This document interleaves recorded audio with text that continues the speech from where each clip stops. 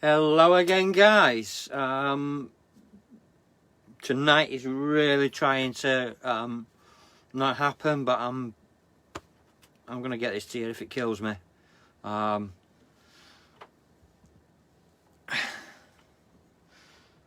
wife. My wife is here.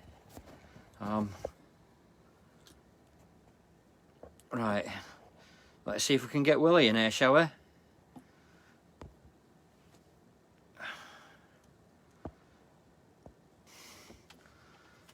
Hi, Dawn.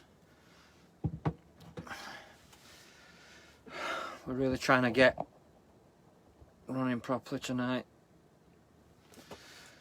Ah, dear me. Hope everybody's okay. Sorry about the lateness. It's all gone a bit awry. It's all gone a bit tits up, but hopefully we'll get Willie back on here.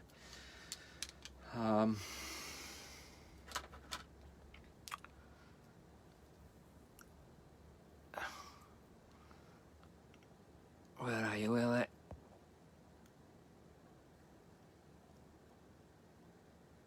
No, and it won't. Oh, hang on. Yeah. There we go. Let's see if we can do it this time, shall we? It says connecting this time. Hey! At last. Only an hour late, mate. Never mind. Yeah. Do apologise to everyone for the lateness. Sorry about that, folks. That's alright. It's nobody's fault but the internet. Yeah. Good evening, guys. Welcome to undrugged episode 16. As always, we're sponsored by Armour Scaffolding and No Mean City Clothing. We do apologise for the difference in way it is this time, just through Facebook Live. I know we haven't done this in quite a while, but we've really had some problems in getting Willie to you tonight. But we've persisted, and it looks like we're going to be able to go ahead. Hi, Willie. How are you doing, mate? You all right? Good, mate, yeah. It took my nerves away, all that flapping about with the internet. It took my nerves away that I had, so that's all good. That's good, mate. And I know you were a bit nervous. You know, there's no need to be. It does get a bit nerve-wracking sometimes, especially when it's your first. This is Willie's first podcast, but we shall endeavour to do him good. I like to take my guests right back to the start, mate. So you know, let's go back to your childhood and how you grew up and that, mate. Hiya, folks. So I'm Willie. I'm a 50-year-old guy from Edinburgh. Born in 1970 in Niddrie. A lot of you will know Niddrie in Edinburgh, if you're from Scotland even. It's a well-known place. Growing up, I was the oldest of three kids. I had two sisters, 2 years in between us. Growing up was quite a hard experience. I can't go into too much because there's still people that hurt these days. But enough to say that I grew up around with my dad being an alcoholic. So that brought its own problems with different kinds of abuse, if you want, and difficult periods in my life. I never knew at the time when I was growing up until I was 14 that he wasn't my biological father. And when I found out when I was 14, it made complete sense to me why he treated me different and why he wasn't interested in going to like my football matches or anything that I was doing in particular. He never showed any interest, and why he would pick on me rather than my sisters as well. And rather than, I did realise why I was different, or I thought I realised why I was different. I mean, it did upset me as well, more than what I thought it would. I was really, really upset, like thinking, well, that's why he's treating me different because he's not my father and all that type of thing. And it just made sense, a lot of the things over the years. When he was arguing with my mum and anything happened there, if he chucked my mother out, I'd get woken up out of my bed or whatever as well, and I'd get chucked out as well.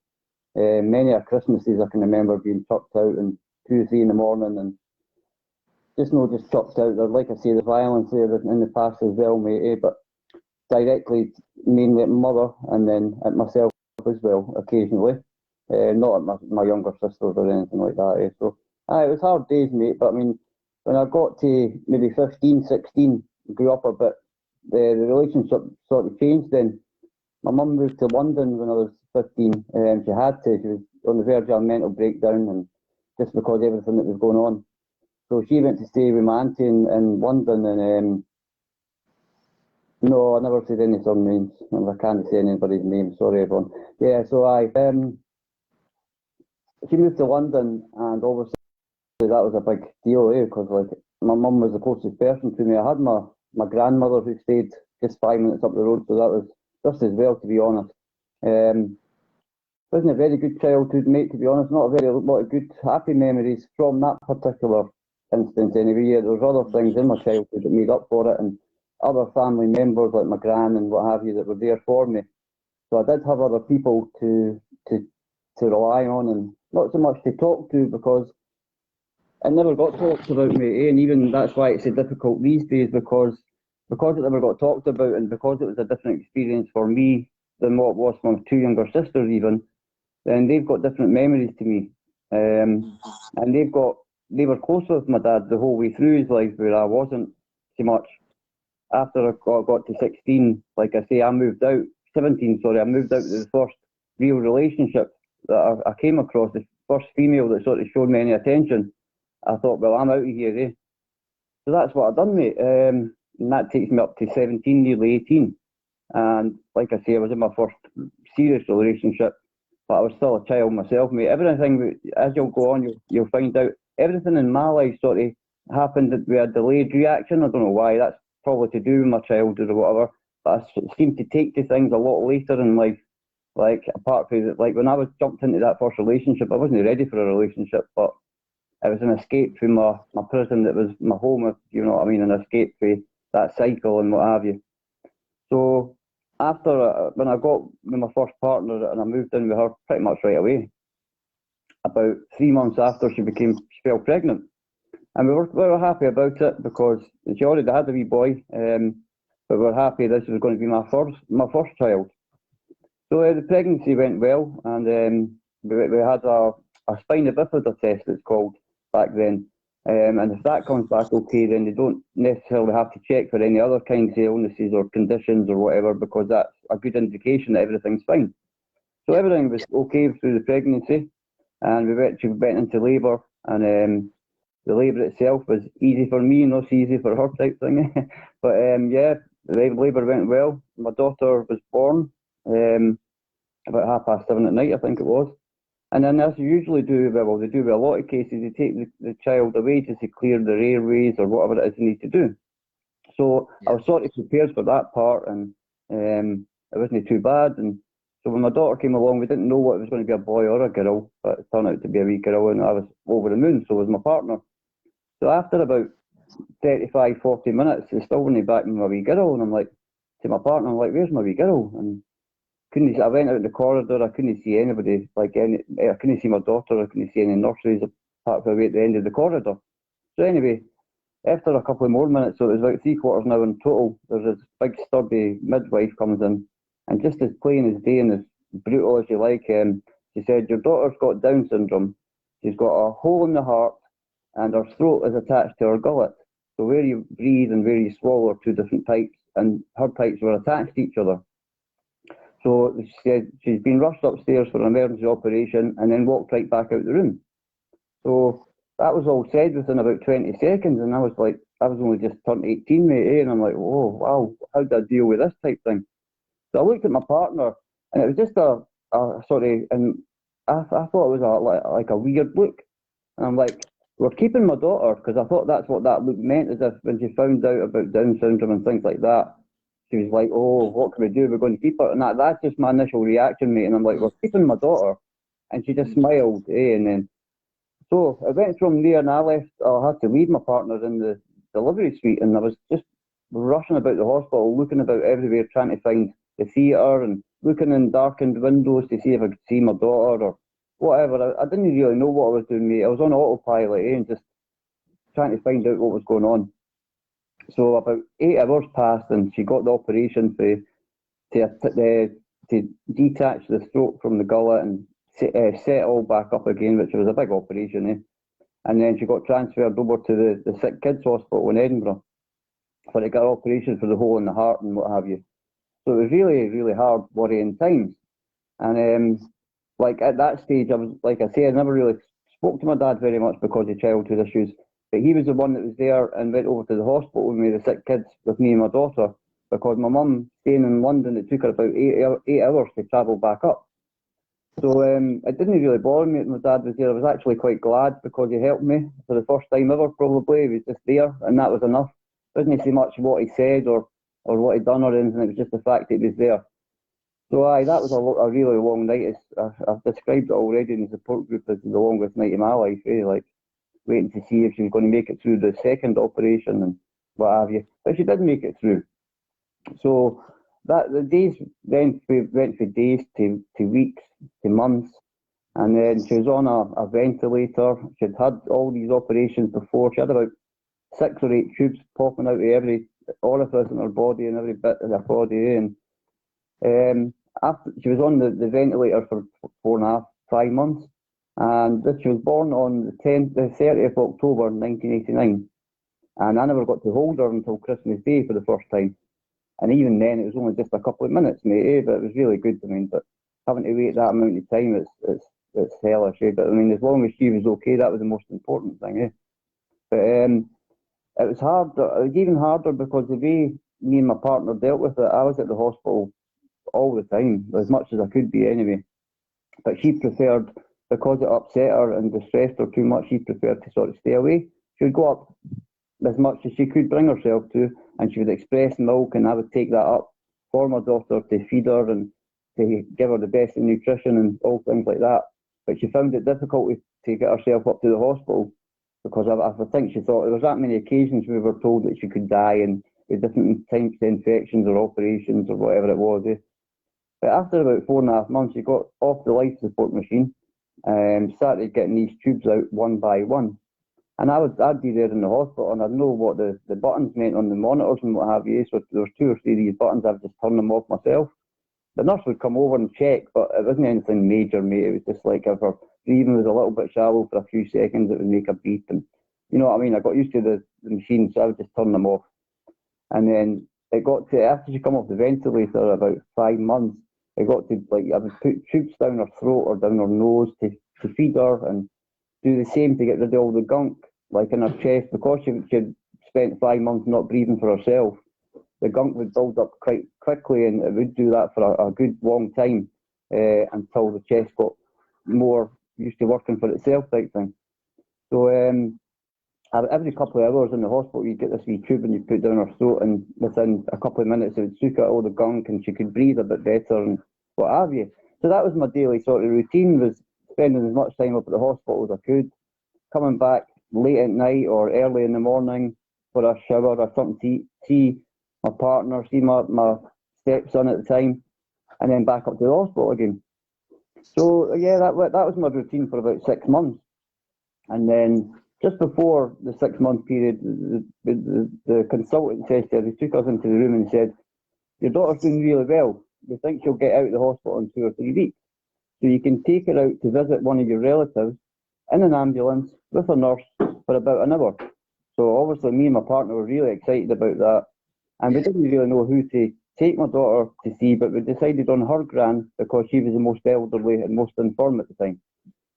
So we took her up to our grand's house in the ambulance with the nurse with us. Everything was great. It just felt like we'd just been in the door and we had to leave again, but it was still positive. It was still a step in the right direction of getting out of the hospital eventually. So yeah, everything was good. And then maybe 2 or 3 days later, I had a flat at that time because I just moved out of my house. I had my own flat that I never moved into because I moved in with my partner. But I still used to get my payments from the DSS and things like that there. So I went along there with my partner to get my payment. And on the way back, this was the first time after about 6 months, I was like, you know, I didn't really feel like going up today. I don't know why, but I just didn't, just not up for it. And my partner was like, well, just leave it today, Willie. You've just come back to the hospital a couple of hours ago, and you'll be back up there tonight, so just leave it. So I'm like, well, I didn't really like doing that, but I will anyway. So we'd walked on about 30 more seconds, and then my phone rings. And it was the hospital saying, right, you need to get yourself up here, you and your wife. like, what's up, like? And she just, come up and we'll tell you. So we went up, and yet again we got taken into the consultant room, and the consultant says, look, I'm really sorry, but your daughter's picked up an infection. We're not sure if it was when she was out for that hour or if it was in the hospital, because weirdly enough, like, viruses and bacteria are in the hospital, and I thought it would be harder because of a cleaner environment. But back then, anyway, I don't know what it's like now, but back then that was a 50-50 whether it was taking her out or whether it was just an infection she picked up in the hospital.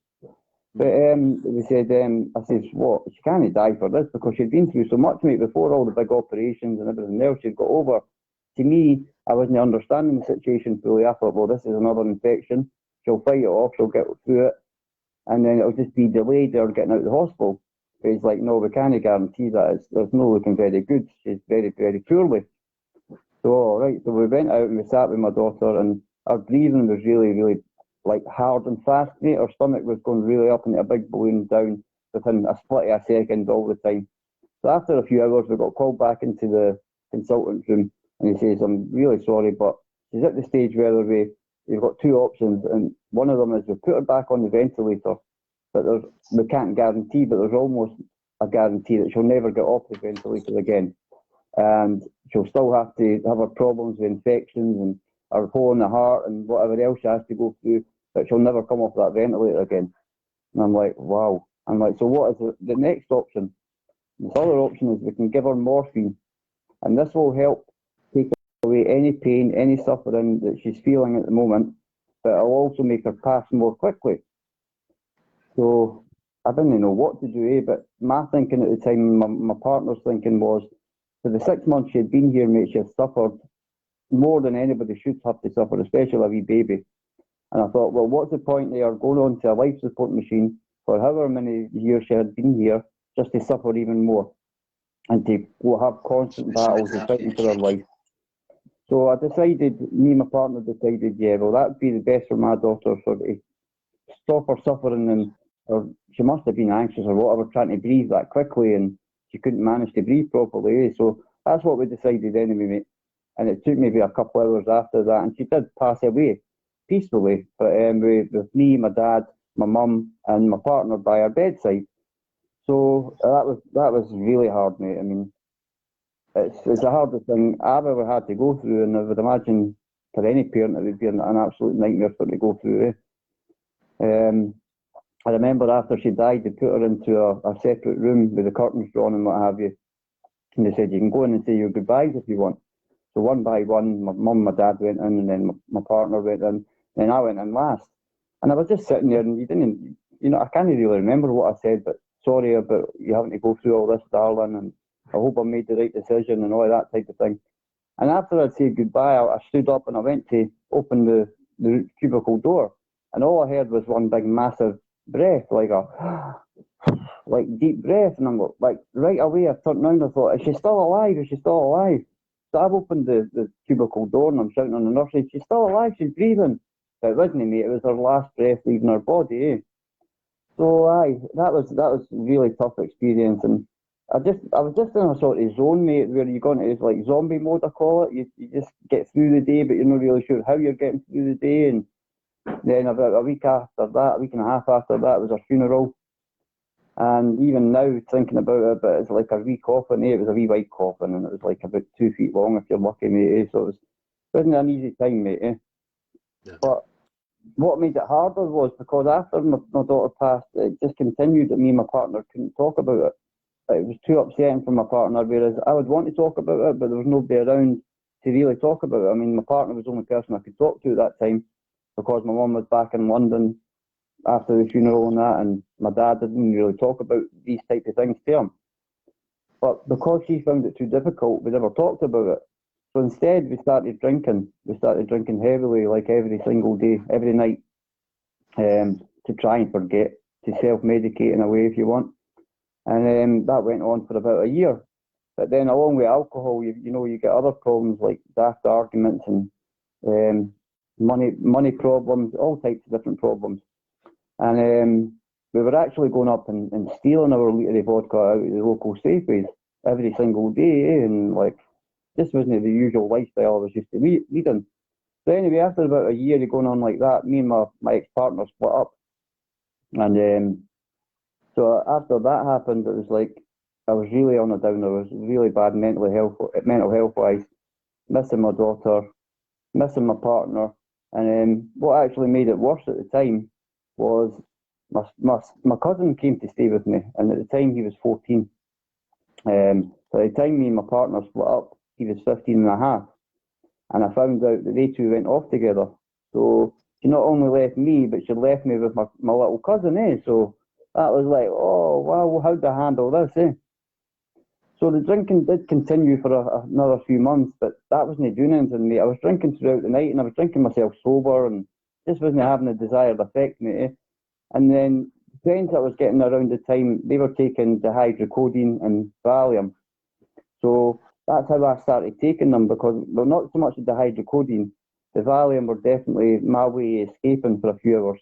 At the early stages, as you know, when you're through any addiction, when you take just one Valium, for me, that used to affect me for maybe 3 or 4 hours, and I wouldn't be able to remember it, mate. And to me, at that particular moment, that's exactly what I needed. Unknown to myself how bad the struggle would be for the rest of my life. But I got put onto a prescription from my doctor, and that was very easy to do, mate. I just went to the doctor and told him I'd been taking the diazepam and stealing and things like that to keep my habit going. I had to write it down a drugs diary and go back after a week, and then he put me on a prescription. No other questions. And I was on that prescription for 25 years, mate. That was when I was like 21, 22 maybe. And I was on that prescription up until 3 years ago. 3 years ago, what happened, well, 2.5, 3 years ago, what happened was I split up from my partner. I only had 2 partners in my life. One was the first time for 4 years, and the second one was for 17 years. So we split up 7 years ago, or 5 years ago, sorry. And when we split up, my partner got with this female, which was the first time she'd ever been like the same sex type thing, eh? But she had a mental breakdown because of something that had happened to her in her past, most recent past. So anyway, the person that she had a relationship with, I got friends with her partner, just friends, but because she was gay. So we became friends, but that became a sort of codependency thing as well over the course of a few months, because we would take Valium and gabapentin together, smoke weed, and she was devastated with it. And whereas me, it was more of an embarrassment thing, mate, because 2.5 years ago, I wasn't with my partner, but everybody in the area always knew me and my partner being together. So I'd be walking down the street and people would say, "Oh, you're the guy whose missus left him for another woman," and all stuff like that, mate. As you do, eh? So anyway, about 2.5 years ago, I was sitting in my friend's house and I was staying over, just watching movies and that. Both of us had the same amount of tablets, same amount of drugs, and we both went to sleep. And unfortunately, she never woke up in the morning, mate, and I did. And that was like 2.5 years ago. I woke up at 8 o'clock in the morning, and I went through, made a cup of tea, and I was sitting there watching Jeremy Kyle, believe it or not. And then as I'm shouting through her, "Come on, get up, it's time to get up." And there was no answer. And I'm like, "Oh, lazy bugger, eh?" So I went through to try and wake her, and she was already gone, mate. Right away, I was obviously in shock again, and I phoned 999, and they talked me through giving her the breast mouth to mouth, but it was too late by then, mate. Eh? So yeah, that was another nightmare, and that made me spiral out of control even more. With my Valium misuse, back then I was maybe taking 15 to 20 fake Valium per day. Not long after that, when I became homeless as well, I moved into a B&B. And when I was in the B&B, I was taking 50 Valium per day, if not more. And as you know, mate, I don't know what it's like in England, but in Scotland, these fake Valium are a second pandemic, mate. They're killing a lot of people. And the government didn't seem to bother them, didn't seem to be doing anything about it. So that's where, like, when I started my recovery a year ago, I had no plans to do like things like a podcast and even doing talks into the support group. I just thought, well, I'm only here to do my own recovery. And this is sort of where it's led to, eh? And that's what I'm trying to do now with the posts I've done and the Edinburgh Live and things like that. Just trying to raise awareness of these fake Valium and how they're killing people and what can be done to try and help the situation and things like that. So that's a rough rundown. That's a rough rundown, mate. Anyway, if you've got any questions, I'll let you speak now. Yeah, thanks for that, mate. That's absolutely heartbreaking. I can't imagine going through that amount of loss in such a time. And to get sober, while fighting that's probably one of the hardest things that you can do. So tell me of getting into recovery. So you got into recovery. Yeah, it was last March the 19th of last year was the last time I used any street Valium, or at that time I was actually, for about 6 months, I was taking crack cocaine. And that was like, I waited till I was 49 to try crack cocaine, and you know what I mean? It was just where my head was at the time, mate. So anyway, I'd taken about 50 of these street Valium, and I was staying at my mother's house at the time, and I went out the street looking for white, as they call it, crack cocaine. Yeah. I seen a group of teenagers standing at the roundabout, and I thought it was my son's friends. So I went over and I said, "Has any of you got any white, any crack?" I looked up, mate, and then there's my son standing there. And I thought, oh no, right away. And I thought he's going to or he's going to be angry or whatever. But it was just a sheer look of embarrassment, a sheer look of disappointment. And I tried to get my bluff my way out of it, mate, but there was no bluffing my way out of it. And that was the last day that I still remembered that, even though I'd had the amount of Valium, I could still remember asking, and I could still remember his face. I can still remember it to this day. So that was the last thing I thought, right, I need to get myself together, because if I didn't, I'm going to end up dead, or I'm just going to make even more problems for my kids, for my family, and what have you. So that's when I was flicking through online, and I came across Paul. And at first, like I've said on the group, I seen this guy with a baldy head. I'm like, who's that? I'm like, wasn't bothered, because I wasn't really interested in people then, or even myself then, to be fair, mate. This was back at the very beginning of my recovery, if you want. And anyway, after a few days, I started listening to what he was saying. And what helped was, first of all, he was Scottish. Then I found out that he came from my particular area where I stayed. So that made it more interesting for me to make me listen in a bit more. So the things he was saying were making total sense to me. And after a few weeks of talking to Paul, watching his videos and corresponding with him through Messenger and things like that, he was building my self-confidence back up and making me, he sparked that thing in my brain where I thought, well, you know what, because I'd thought for many years, mate, I thought, well, I'm too old now, what's the point of trying? And what am I going to try for? Because I've always tried for my kids, or I've always tried for my ex or my mum or whatever, but I've never really done it for myself. And this time, that's what Paul allowed me to do, to think more clearly about it from my own point of view. And then the benefits of all that will come anyway with my own recovery. So it wasn't, of course, my kids and my family were in my mind at the beginning, but it was more, when lockdown came about, I thought, right, we're going to be locked in anyway, so this is a good time for me to get my shit together, eh? And that's what I've done, mate. I stopped taking the Valium overnight, every other drug as well, apart from my dihydrocodeine. Started listening to Paul, and within a few weeks, or maybe about 4 or 5 weeks, it mentioned about snapping his tablets in half and spacing them out throughout the day, and different mindset tricks like listening to the positive voice and self-talk, and how to deal with your problems in your head. So I started listening to all that, and it obviously must have sunk in somewhere, because I started putting these things into action. And instead of all the negative things, there were things that were happening that I'm like, oh, that's good. I was making more friends, like my friend Cha, he's here with me just now, and I met him through the group, and we started going walks and things like that, which we do now and again now, still, eh? But it was opening up more opportunities for me to get out there, or to start writing. Because I mean, when I was in my early 20s, before my daughter passed away, I would do poems and that, mate, eh? And I had a big jottery of poems, and I lost that over the years. So I ended up starting just writing a journal, but not a drugs diary or anything like that, just a journal of my feelings and my thoughts and memories and things like that. And like I say in the beginning, it was really negative stuff. It was all negative. It was like oh, you're useless, you're a crap dad, what's the point, you're too old, and all that type of stuff. And then little by little, more positive things came in. I mean, I was putting more positive things into action, like doing the writing or getting out more. Or, you know what I mean? Getting out of my bed was a hassle at the very beginning, mate. Like, I was in my bed for months, especially when I came off the Valium. But, I mean, when I came across Paul, I was 70 odd days clearing my Valium, but I was in my bed for that time. Like, barely being bothered to get up and have a wash, never mind anything else.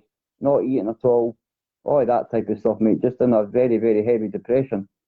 But Paul made me, like I say, it clicked something in my head that I thought, right, well, maybe there is a chance. Maybe I can have a better type of life if I get myself sorted. And I started to believe a bit more, mate, and that's helped carry me on now, to be honest with you, mate. So after about 4 or 5 weeks of listening to Paul, I tried to get rid of the hydrocodone. And at the time, it was only 3 tablets, and I was just through habit of taking them over the years. For the simple reason, so I wouldn't have the runs or I wouldn't have sore legs. So it was just to get myself going in the morning. And I thought I needed them, and I didn't think it was that big a deal, so I just carried on taking them all the time. So anyway, it turned out it only took me 3 days to get off of the hydrocodone as well. Through Paul's help, talking to Paul every day, and sorry, I need a drink, mate. Sorry, mate. Talking to Paul every day and just working on myself and my self-confidence and stop hating on myself and all types of things like that. Give myself a chance this time, rather than like all that negative stuff. And day by day, it just kept on adding up. And then with the support group as well that Paul helps run, as you know, that was a big help. Listening to Paul and then joining in with other people's conversations and doing my first live into the support group, that was really nerve-wracking, but I was glad I'd done it. I was really glad I'd done it. I had technical issues that night as well. It kept on cutting off with the internet and things like that. And I'm like, what did I do, Paul? And he's like, just go back on. I'm like, oh my God, what's happening? But we got through it. And then just after Christmas there, obviously, you know, Paul's a busy man, like with his book, trying to sell his book and help the homeless and all the other different things he's doing at the moment. So he asked me if I would help out in the support group, just in a live video every week or whatever, and help keep it running over while I was busy. And I'm like, aye, why no? For a couple of seconds, I'm like, what am I going to talk about here? I don't know about that, mate. I'm like, I've not got anything to talk about, anything useful to talk about. So I thought, aye, why no? I'll just do it. And I'm so glad I did, Jack, because it's given me a lot more confidence as well, mate. And it's allowing me to do things like this with you and just being more open and honest with people in general. And more than that, like I say, with people in general, I wasn't interested in meeting new people, or because everybody in my past has sort of, well, not everybody, but a lot of people have let me down. And whenever I relied on them or depended on them, or you know what I mean, and I thought, nah, I've had enough of that. I'd sort of shut myself down to the outside world. But with help as well, I started opening up my own mind and my own thoughts. Like, I started doing more. Sorry, I think somebody's trying to phone me. Can you hear that at all? No. You went a bit quiet for a second. You're all right now, though. Sorry. That's all right. You froze, Jack. Ah, you froze, mate. I can't hear you, mate. Can you hear me? I can hear you. Can you not hear me now? Can you hear me? Sorry, mate. I can hear you. You're back now, mate. You're back. I can't. Just Sorry, a few mate. issues. I can't hear you at all. You can't hear. Can you hear me now?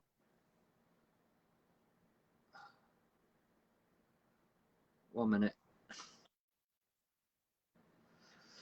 Oh. Technical issues. Well, obviously, it doesn't like us tonight. We've got a few problems. Give me a thumbs up, milking now until we resolve it. I can hear you, mate. Right. Carry on. Yeah, so I sat in the support group twice a week on a Wednesday and a Saturday for about 3 months here.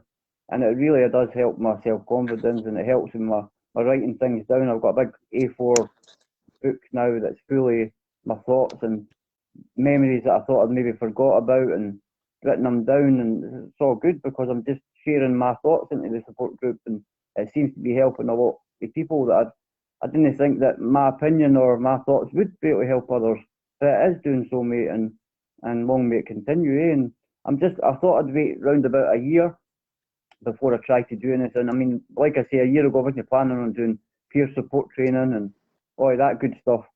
But with Paul's help and the other people's help and then doing the lives into the support group, it's given me that confidence that, yeah, my opinion does matter and my opinion does help other people, eh? It's already helped a few people that are private with different types of issues and what have you. So I'm really looking forward to my life now, whereas before I didn't think I had a life, or I didn't think I had anything to look forward to. And even the biggest things for me nowadays is my kids are turning around saying they're proud of me now, and that. It's frozen again. We're just gonna wait till it catches up again. Hopefully he'll be back. Playing my video at the same time. Aye. So sorry, mate. Because I have my there on another phone. Aye. So that's where I'm at just now, mate. I'm just waiting for everything to open back up with the COVID. Malky, I don't know if you've seen Malky and Paul on the live earlier, but yeah, he's getting me the peer support in, and then we'll take it to there and see what job we can do. And hopefully I'll get another 20 years of work out of me anyway. I know I'm 50, but never too old, mate. So I don't know what to say now, mate, because I can't hear you. So. Well, can you hear me now? You do keep freezing. You do keep freezing. I'm going to try and keep speaking. Hopefully people can hear me, and hopefully it'll catch up. No. Paul, what I says, you write in the comments. Oh, goodness. Yeah. Yeah. I mean, you've done really well, Willie. You know, from the journey that I've seen, you've just done absolutely fantastic. You know, we're all really proud of you. I'm really proud of you.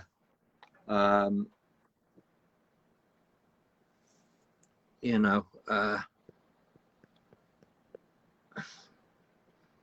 you do keep freezing, Willie, but yeah. No, I've never done my vote. You know, it's been against us tonight, but I'm for sure. Yeah, I mean, you know, you've really persisted tonight. Can you hear me now? Anyway, Jack, I was almost at the end of the story there. Anyway, that's where I'm at the moment. I'm just waiting on the peer support training starting. I had a live piece. That came about really strange, which is Edinburgh Online sort of news. I got up and I shared that piece with the before and after picture, and I had quite a big response. And then I got a phone call about 9 o'clock that morning, and it was from Edinburgh Live. And we've seen your story online. Would you like to do a piece for us? And I'm like, well, aye, why not? Because I thought this would be a perfect opportunity to raise awareness about these street Valium. Because in Edinburgh and Scotland, it's really bad, mate. I mean, every stairs got stairs of 6 people have got one at least in it that sell these, and people are dying for them every day in the area that I grew up. So I'm just trying to raise as much awareness as I can, along with Paul and Malky, and I was even in a meeting and others like that. How things have changed, mate. Sitting there, it was good to give my opinion to people who mattered, and you could see that they valued my opinion. And it's good to feel like worthwhile, if you want, again, that I can help other people and not just be a waste of space and a letdown to everybody. So I feel more back to myself than what I was years and years ago, because I was always quite confident anyway and quite a happy-go-lucky person, but I lost that for a lot of years. And since I've got myself clean and into recovery, I'm feeling that confidence coming back more and more.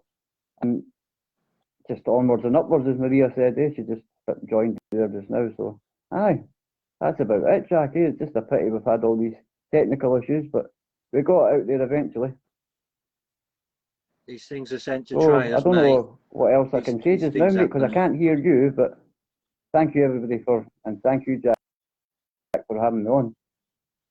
Thanks for coming on, mate. Thanks for coming on. I wish I could I've got a lot from. Right, I'm going to have to read, and Willie keeps freezing. I'll just read comments and see, answer some of these.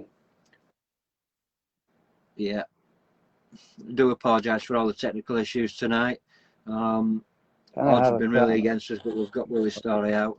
For 4 years, but still paying the consequences of my actions. I think that's for you, Jack. Sorry, mate. Yeah, well, we'll just get going now then, Jack. We'll call it that a wrap.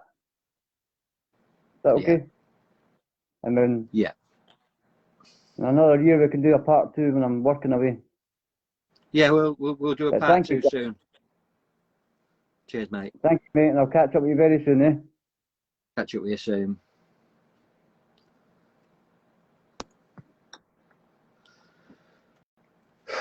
Really sorry about all the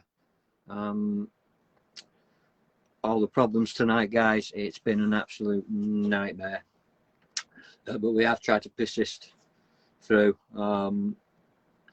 Thank you so much, Willie, for sharing your story. It's been harrowing to listen to, but seeing you in your journey over this past year, seeing how you've grown in confidence, seeing how you've grown as a person in recovery is absolutely fantastic. I'm really proud of you, mate, and everybody around you is really proud of you. You've done absolutely brilliant tonight. We will do a part 2 and talk more about your recovery. I won't say that I've enjoyed hearing your story, because it's been harrowing. The strength that you have shown tonight, the strength that you've shown everybody by sharing your story with me and with everybody on my platform has just been absolutely phenomenal.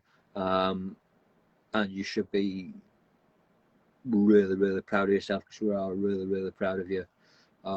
You've done absolutely amazing, mate, and it's been an absolute pleasure to have you on, and hopefully next time we won't have all these problems. Thank you everybody for tuning in and persisting.